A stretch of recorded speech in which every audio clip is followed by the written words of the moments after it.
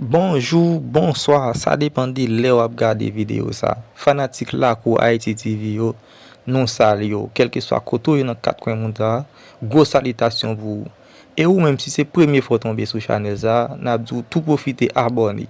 Oui, abonner. Dès qu'on fin abonner, pesez la cloche notification, retirez sur option personnalisée, mettez-le sous toute une façon, chaque fois nous la une nouvelle vidéo pour qu'à premier monde qui connaît. Et n'a invité tout à la section commentaire qui te avis par concernant vidéo ça et remet vidéo, partager vidéo avec famille ou amis si pensez ça ka intéressé. Alors, sans que nous pas fait trop dilatoire, nous allons entrer dans 20 moments d'information en même. Nous allons faire entendre un audio là. Tendez tout audio jusqu'à la fin.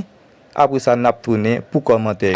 Messieurs les membres du Conseil présidentiel de transition, Monsieur le Premier ministre, Monsieur le vice-président de la Cour de cassation, Monsieur le général des Forces armées d'Haïti, Monsieur le directeur général de la police nationale d'Haïti, Mesdames et Messieurs les membres du gouvernement de transition, Mesdames et Messieurs les membres du corps diplomatique, Mesdames et Messieurs les membres du corps consulaire, Madame la représentante spéciale du secrétaire général des Nations Unies,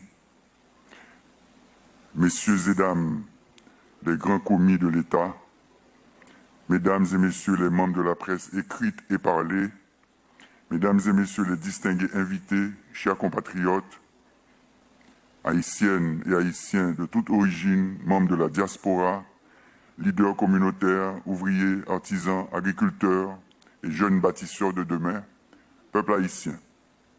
Le 1er janvier 1804, Jean-Jacques Dessalines, accompagné d'autres généraux de l'armée indigène, a proclamé l'indépendance d'Haïti au Gonaïves, établissant ainsi la deuxième révolution dans les Amériques.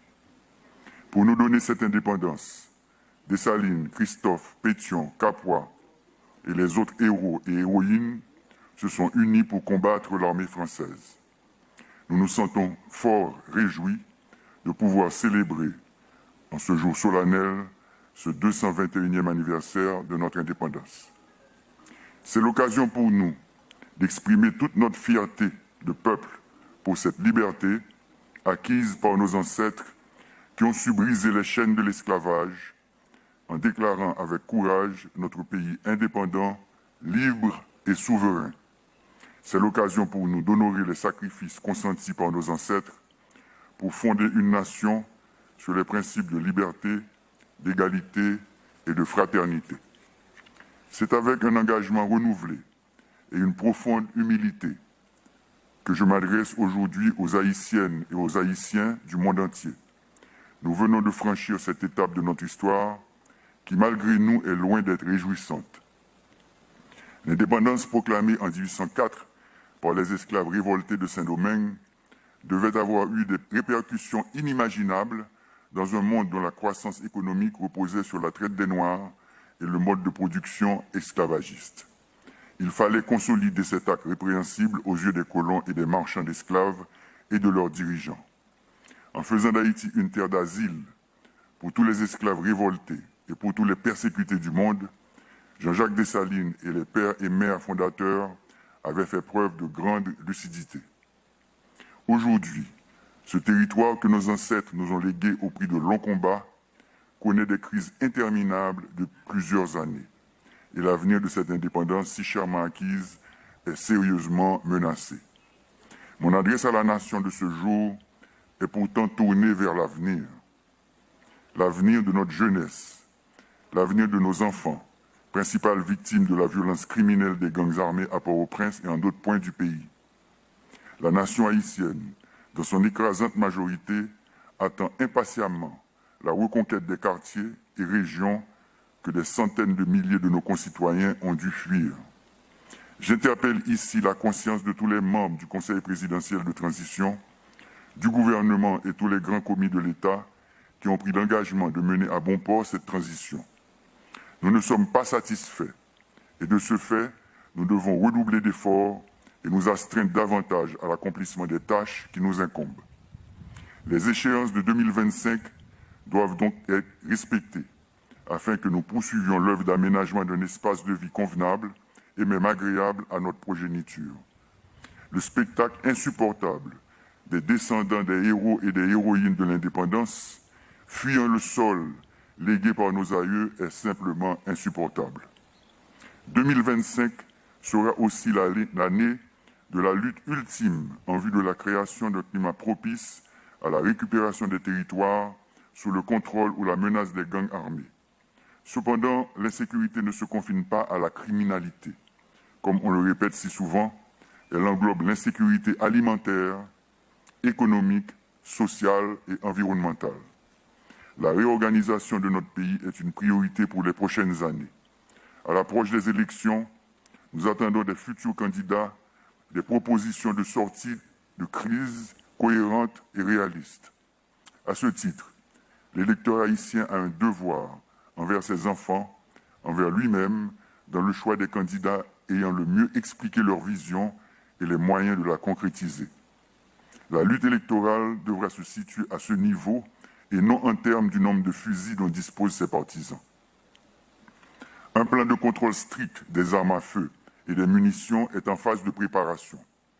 Nous avons sollicité et continuons de solliciter l'aide de tous les pays de la région qui ont fait ou font encore l'expérience des méthodes de lutte contre les organisations criminelles transnationales. Des approches sont en cours en vue de convaincre tous les membres du Conseil de sécurité des Nations Unies de la nécessité de changer le statut de la mission de sécurité et de support à la police. Nous remercions les membres des gouvernements de la CARICOM, du Kenya et des pays amis qui nous aident depuis des années à atteindre cette stabilité. Plusieurs démarches ont été entreprises en vue de permettre de mieux nous attaquer aux défis que représentent les gangs pour la sécurité publique. D'autres sont en cours auprès de plusieurs instances internationales et gouvernements pour renforcer la capacité de la police nationale et celle des forces armées d'Haïti.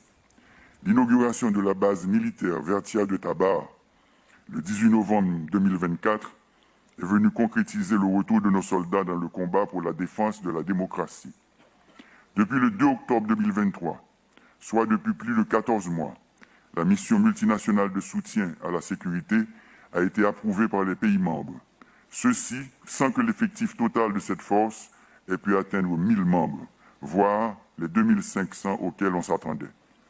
Le Conseil national de sécurité a finalement vu le jour lors du dernier Conseil des ministres.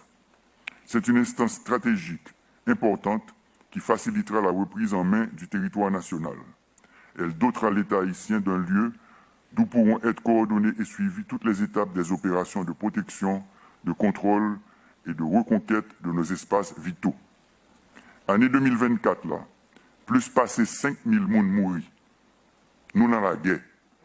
Année 2025, là, nous continuons à faire la guerre. Gangsters ont déclaré la guerre contre la population, nous-mêmes, nous déclarons la guerre contre tout gangster. Tout gangster qui a assassiné le peuple, qui a boulé l'hôpital avec l'école, qui a violé grand monde, petit monde, qui a fait trafic d'armes, qui a vendu monde, qui a trafiqué organes femmes et garçons haïtiens.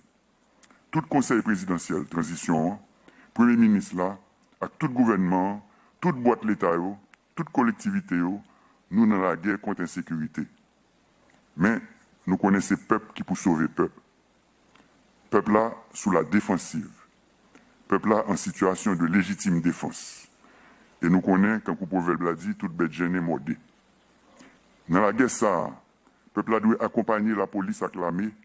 Peuple là doit accompagner agents force multinationale là, Jean Yofel dans la Tibonite là. Dans la guerre, ça, tout le monde là-dedans, tout le monde doit bailler l'idée. Tout le monde doit porter coller avec la police communautaire. Dans la guerre, ça, le conseil présidentiel là a joué partition par. Le premier ministre là, le gouvernement a joué par. Ou même professionnels, artistes, businessmen, techniciens, timachan, revendeuses, paysans, paysannes, travailleurs en Haïti ou bien en diaspora, il faut qu'on joue partition par. Parce que nous toutes nous concernons. Dans la guerre, ça, nous avons demandé aux paysans minouyo pour aider à faire la guerre pour établir le droit monde, pour empêcher les armes et munitions d'entrer dans le pays d'Haïti et pour continuer à aider nous à protection, manger et soins dans tout camp réfugié et rapatrié dans le pays. Conseil national de sécurité et CSPN a dirigé la guerre. Objectif la guerre, c'est mettre la paix dans le pays, pacifier le pays pour aller à l'élection. Bon gens élection pour nous choisir candidats. Candidats dans Kazek, candidats dans la commune, candidats dans tout département, candidats pour présidence. Parce que vle pas vle, a bien élection dans fin année ça. Je ne peux pas demander nous patience. Parce que patience PAM, li bout déjà. Nous allons ensemble pacifier le pays pour nous voter une constitution qui répond à la réalité moment. Année ça, pas demander ça Haïti qu'a fait pour vous. Demander tête nous, qui ça nous qu'a fait pour Haïti. Qui gens nous qu'a organisé nous pour nous aider à défendre quartier nous à concours force l'ordre.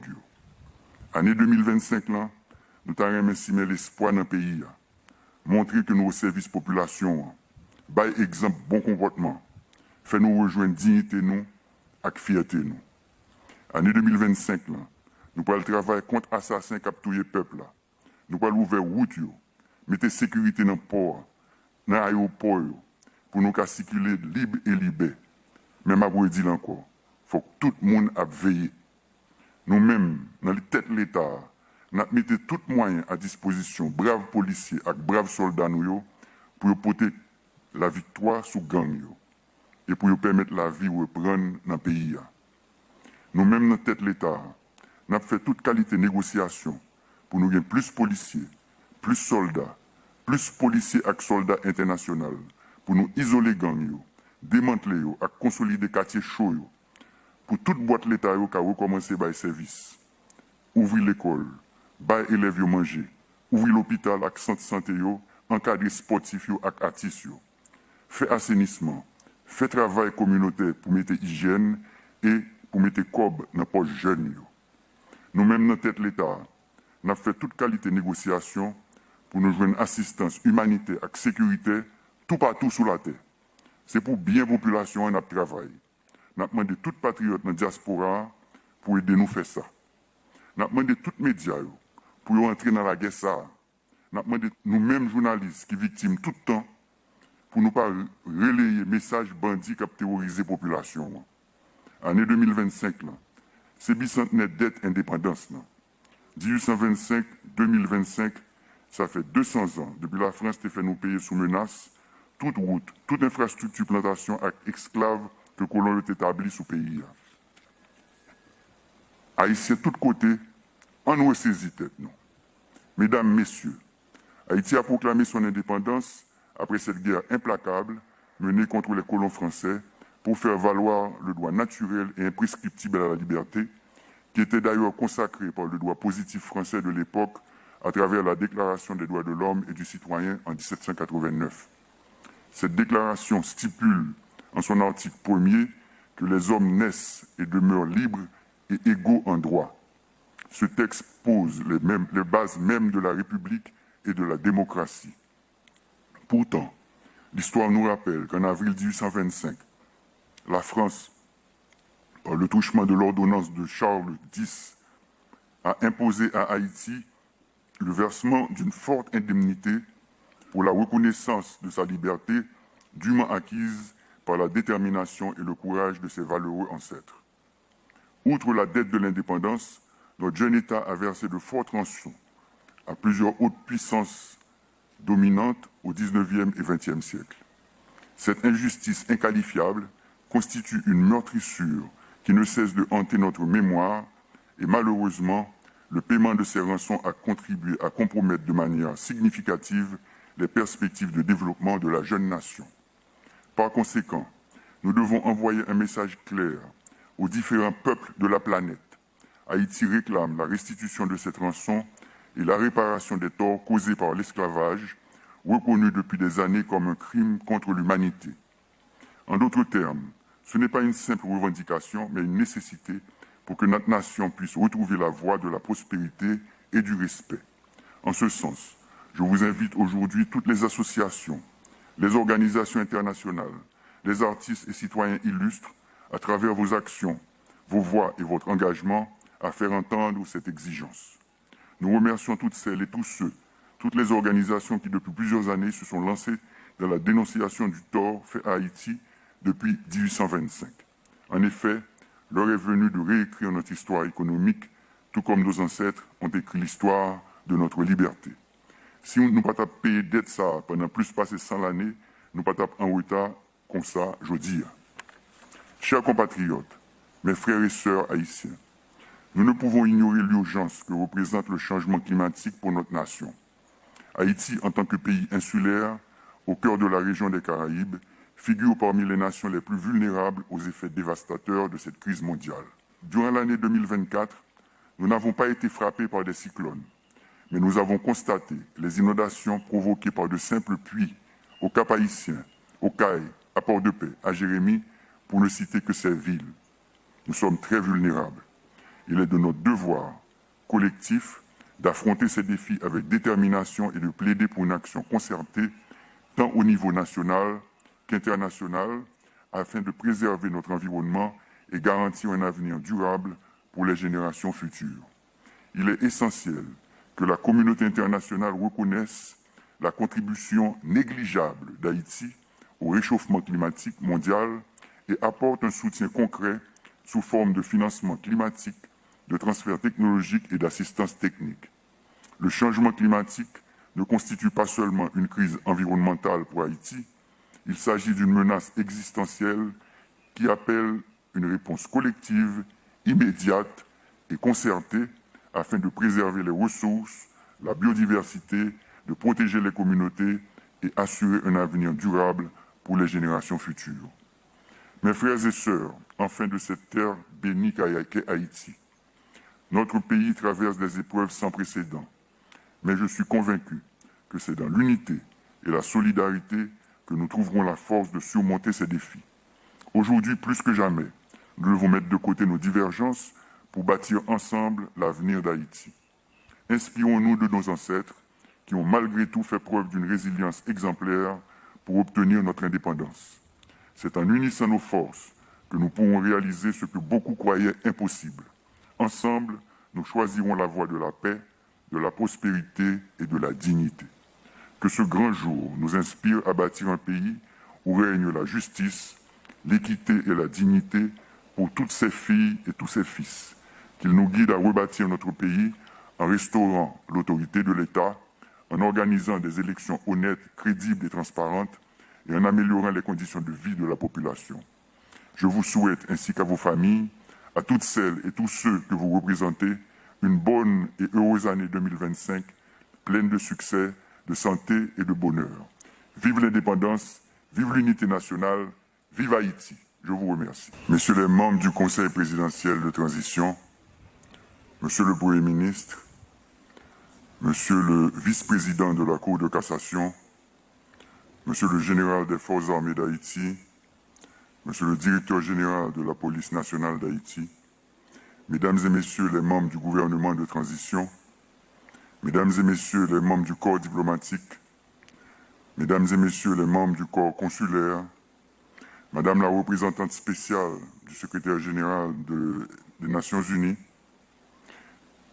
Messieurs et Dames les grands commis de l'État, Mesdames et Messieurs les membres de la presse écrite et parlée, Mesdames et Messieurs les distingués invités, chers compatriotes, haïtiennes et haïtiens de toute origine, membres de la diaspora, leaders communautaires, ouvriers, artisans, agriculteurs et jeunes bâtisseurs de demain, peuple haïtien.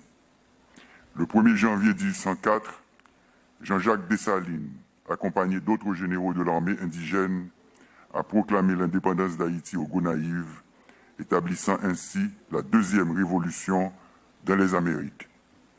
Pour nous donner cette indépendance, Dessalines, Christophe, Pétion, Capois et les autres héros et héroïnes se sont unis pour combattre l'armée française. Nous nous sentons fort réjouis de pouvoir célébrer en ce jour solennel ce 221e anniversaire de notre indépendance. C'est l'occasion pour nous d'exprimer toute notre fierté de peuple pour cette liberté acquise par nos ancêtres qui ont su briser les chaînes de l'esclavage en déclarant avec courage notre pays indépendant, libre et souverain. C'est l'occasion pour nous d'honorer les sacrifices consentis par nos ancêtres pour fonder une nation sur les principes de liberté, d'égalité et de fraternité. C'est avec un engagement renouvelé et une profonde humilité que je m'adresse aujourd'hui aux Haïtiennes et aux Haïtiens du monde entier. Nous venons de franchir cette étape de notre histoire qui, malgré nous, est loin d'être réjouissante. L'indépendance proclamée en 1804 par les esclaves révoltés de Saint-Domingue devait avoir eu des répercussions inimaginables dans un monde dont la croissance économique reposait sur la traite des Noirs et le mode de production esclavagiste. Il fallait consolider cet acte répréhensible aux yeux des colons et des marchands d'esclaves et de leurs dirigeants. En faisant d'Haïti une terre d'asile pour tous les esclaves révoltés et pour tous les persécutés du monde, Jean-Jacques Dessalines et les pères et mères fondateurs avaient fait preuve de grande lucidité. Aujourd'hui, ce territoire que nos ancêtres nous ont légué au prix de longs combats connaît des crises interminables de plusieurs années. Et l'avenir de cette indépendance si chèrement acquise est sérieusement menacé. Mon adresse à la nation de ce jour est pourtant tournée vers l'avenir. L'avenir de notre jeunesse, l'avenir de nos enfants, principales victimes de la violence criminelle des gangs armés à Port-au-Prince et en d'autres points du pays. La nation haïtienne, dans son écrasante majorité, attend impatiemment la reconquête des quartiers et régions que des centaines de milliers de nos concitoyens ont dû fuir. J'interpelle ici la conscience de tous les membres du Conseil présidentiel de transition, du gouvernement et tous les grands commis de l'État qui ont pris l'engagement de mener à bon port cette transition. Nous ne sommes pas satisfaits et de ce fait, nous devons redoubler d'efforts et nous astreindre davantage à l'accomplissement des tâches qui nous incombent. Les échéances de 2025 doivent donc être respectées afin que nous poursuivions l'œuvre d'aménagement d'un espace de vie convenable et même agréable à notre progéniture. Le spectacle insupportable des descendants des héros et des héroïnes de l'indépendance, fuyant le sol légué par nos aïeux, est simplement insupportable. 2025 sera aussi l'année de la lutte ultime en vue de la création d'un climat propice à la récupération des territoires sous le contrôle ou la menace des gangs armés. Cependant, l'insécurité ne se confine pas à la criminalité. Comme on le répète si souvent, elle englobe l'insécurité alimentaire, économique, sociale et environnementale. La réorganisation de notre pays est une priorité pour les prochaines années. À l'approche des élections, nous attendons des futurs candidats des propositions de sortie de crise cohérentes et réalistes. À ce titre, l'électeur haïtien a un devoir envers ses enfants, envers lui-même, dans le choix des candidats ayant le mieux expliqué leur vision et les moyens de la concrétiser. La lutte électorale devra se situer à ce niveau et non en termes du nombre de fusils dont disposent ses partisans. Un plan de contrôle strict des armes à feu et des munitions est en phase de préparation. Nous avons sollicité et continuons de solliciter l'aide de tous les pays de la région qui ont fait ou font encore l'expérience des méthodes de lutte contre les organisations criminelles transnationales. Des approches sont en cours en vue de convaincre tous les membres du Conseil de sécurité des Nations Unies de la nécessité de changer le statut de la mission de sécurité et de support à la police. Nous remercions les membres des gouvernements de la CARICOM, du Kenya et des pays amis qui nous aident depuis des années à atteindre cette stabilité. Plusieurs démarches ont été entreprises en vue de permettre de mieux nous attaquer aux défis que représentent les gangs pour la sécurité publique. D'autres sont en cours auprès de plusieurs instances internationales et gouvernements pour renforcer la capacité de la police nationale et celle des forces armées d'Haïti. L'inauguration de la base militaire Vertia de Tabar, le 18 novembre 2024, est venue concrétiser le retour de nos soldats dans le combat pour la défense de la démocratie. Depuis le 2 octobre 2023, soit depuis plus de 14 mois, la mission multinationale de soutien à la sécurité a été approuvée par les pays membres. Ceci sans que l'effectif total de cette force ait pu atteindre 1000 membres, voire les 2500 auxquels on s'attendait. Le Conseil national de sécurité a finalement vu le jour lors du dernier Conseil des ministres. C'est une instance stratégique importante qui facilitera la reprise en main du territoire national. Elle dotera l'État haïtien d'un lieu d'où pourront être coordonnées et suivies toutes les étapes des opérations de protection, de contrôle et de reconquête de nos espaces vitaux. Année 2024, là, plus passé 5000 personnes mourir. Nous dans la guerre. Année 2025, là, nous continuons à faire la guerre. Gangsters ont déclaré la guerre contre la population, nous-mêmes, nous déclarons la guerre contre tout gangster. Tout gangster qui a assassiné le peuple, qui a boulé l'hôpital avec l'école, qui a violé grand monde, petit monde, qui a fait trafic d'armes, qui a vendu monde, qui a trafiqué organes, femmes et garçons haïtiens. Tout conseil présidentiel, transition, premier ministre là, avec tout gouvernement, toute boîte l'État, toute collectivité, nous dans la guerre contre l'insécurité. Mais nous connaissons le peuple qui peut sauver le peuple. Peuple là sous la défensive. Peuple là en situation de légitime défense. Et nous connaissons, quand le proverbe l'a dit, toute bête gênée mordée. Dans la guerre, ça, peuple là doit accompagner la police avec l'armée. Peuple là doit accompagner agents force multinationales là, Jean Rofel dans la Tibonite là. Dans la guerre, ça, tout le monde là-dedans, tout le monde doit avoir l'idée. Tout le monde doit porter coller avec la police communautaire. Dans la guerre, ça, le conseil présidentiel là, a joué partition parle. Le premier ministre là, le gouvernement a joué payo. Ou même professionnels, artistes, businessmen, techniciens, timachan, revendeuses, paysans, paysannes, travailleurs en Haïti ou bien en diaspora, il faut qu'on joue partition payo. Parce que nous toutes nous concernés. Dans la guerre, ça, nous avons demandé aux paysans minouyo pour aider à faire la guerre pour établir le droit monde, pour empêcher les armes et munitions d'entrer dans le pays d'Haïti et pour continuer à aider nous à protection, manger et soins dans tout camp réfugié et rapatrié dans le pays. Le Conseil national de sécurité et CSPN a dirigé la guerre. L'objectif de la guerre, c'est mettre la paix dans le pays, pacifier le pays pour nous l'élection. Bon genre élection pour nous choisir candidats. Candidats dans Kazek, candidats dans la commune, candidats dans tout département, candidats pour présidence. Parce que, vle pas vle, a bien élection dans la fin d'année. Je ne peux pas demander nous patience. Parce que patience, PAM, les bout déjà. Nous allons ensemble pacifier le pays pour nous voter une constitution qui répond à la réalité moment. Année ça, pas demander ça Haïti qu'a fait pour vous. Demander tête nous, qui ça nous qu'a fait pour Haïti. Qui gens nous qu'a organisé nous pour nous aider à défendre quartier nous à concours force l'ordre. Année 2025 là, nous avons estimé l'espoir dans le pays.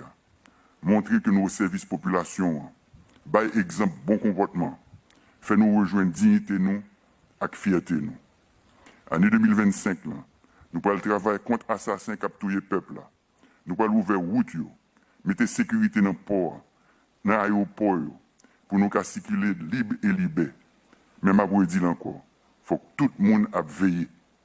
Nous-mêmes, dans les têtes de l'État, nous mettons tous les moyens à disposition, braves policiers et braves soldats, pour porter la victoire sous gang et pour permettre la vie de reprendre dans le pays.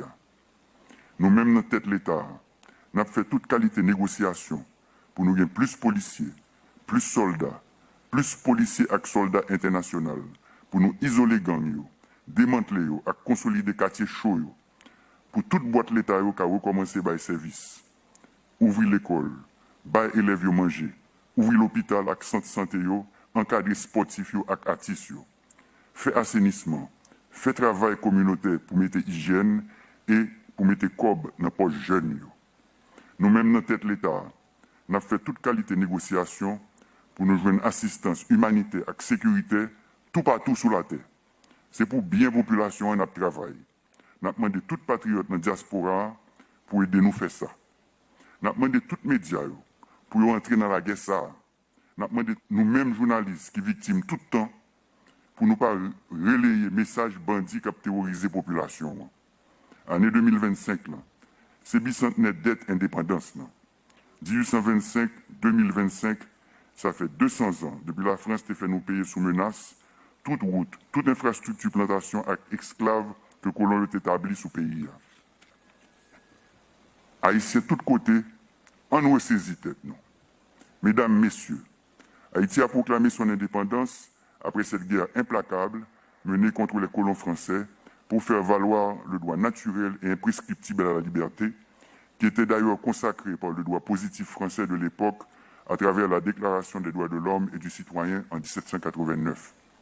Cette déclaration stipule en son article 1er que les hommes naissent et demeurent libres et égaux en droit. Ce texte pose les bases mêmes de la République et de la démocratie. Pourtant, l'histoire nous rappelle qu'en avril 1825, la France, par le truchement de l'ordonnance de Charles X, a imposé à Haïti le versement d'une forte indemnité pour la reconnaissance de sa liberté dûment acquise par la détermination et le courage de ses valeureux ancêtres. Outre la dette de l'indépendance, notre jeune État a versé de fortes rançons à plusieurs hautes puissances dominantes au XIXe et XXe siècle.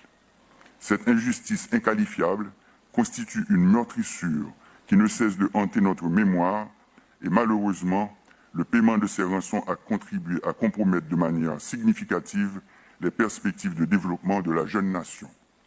Par conséquent, nous devons envoyer un message clair aux différents peuples de la planète. Haïti réclame la restitution de cette rançon et la réparation des torts causés par l'esclavage, reconnu depuis des années comme un crime contre l'humanité. En d'autres termes, ce n'est pas une simple revendication, mais une nécessité pour que notre nation puisse retrouver la voie de la prospérité et du respect. En ce sens, je vous invite aujourd'hui toutes les associations, les organisations internationales, les artistes et citoyens illustres, à travers vos actions, vos voix et votre engagement, à faire entendre cette exigence. Nous remercions toutes celles et tous ceux, toutes les organisations qui depuis plusieurs années se sont lancées dans la dénonciation du tort fait à Haïti depuis 1825. En effet, l'heure est venue de réécrire notre histoire économique, tout comme nos ancêtres ont écrit l'histoire de notre liberté. Si nous ne pas payer dette ça pendant plus passé 100 l'année, nous pas en retard comme ça, je dis. Chers compatriotes, mes frères et sœurs haïtiens, nous ne pouvons ignorer l'urgence que représente le changement climatique pour notre nation. Haïti, en tant que pays insulaire, au cœur de la région des Caraïbes, figure parmi les nations les plus vulnérables aux effets dévastateurs de cette crise mondiale. Durant l'année 2024, nous n'avons pas été frappés par des cyclones, mais nous avons constaté les inondations provoquées par de simples pluies au Cap-Haïtien, au Caille, à Port-de-Paix, à Jérémie, pour ne citer que ces villes. Nous sommes très vulnérables. Il est de notre devoir collectif d'affronter ces défis avec détermination et de plaider pour une action concertée, tant au niveau national qu'international, afin de préserver notre environnement et garantir un avenir durable pour les générations futures. Il est essentiel que la communauté internationale reconnaisse la contribution négligeable d'Haïti au réchauffement climatique mondial et apporte un soutien concret sous forme de financement climatique, de transfert technologique et d'assistance technique. Le changement climatique ne constitue pas seulement une crise environnementale pour Haïti, il s'agit d'une menace existentielle qui appelle une réponse collective, immédiate et concertée afin de préserver les ressources, la biodiversité, de protéger les communautés et assurer un avenir durable pour les générations futures. Mes frères et sœurs, enfin de cette terre bénie qu'est Haïti, notre pays traverse des épreuves sans précédent, mais je suis convaincu que c'est dans l'unité et la solidarité que nous trouverons la force de surmonter ces défis. Aujourd'hui, plus que jamais, nous devons mettre de côté nos divergences pour bâtir ensemble l'avenir d'Haïti. Inspirons-nous de nos ancêtres qui ont malgré tout fait preuve d'une résilience exemplaire pour obtenir notre indépendance. C'est en unissant nos forces que nous pourrons réaliser ce que beaucoup croyaient impossible. Ensemble, nous choisirons la voie de la paix, de la prospérité et de la dignité. Que ce grand jour nous inspire à bâtir un pays où règne la justice, l'équité et la dignité pour toutes ses filles et tous ses fils. Qu'il nous guide à rebâtir notre pays en restaurant l'autorité de l'État, en organisant des élections honnêtes, crédibles et transparentes et en améliorant les conditions de vie de la population. Je vous souhaite, ainsi qu'à vos familles, à toutes celles et tous ceux que vous représentez, une bonne et heureuse année 2025, pleine de succès, de santé et de bonheur. Vive l'indépendance, vive l'unité nationale, vive Haïti. Je vous remercie.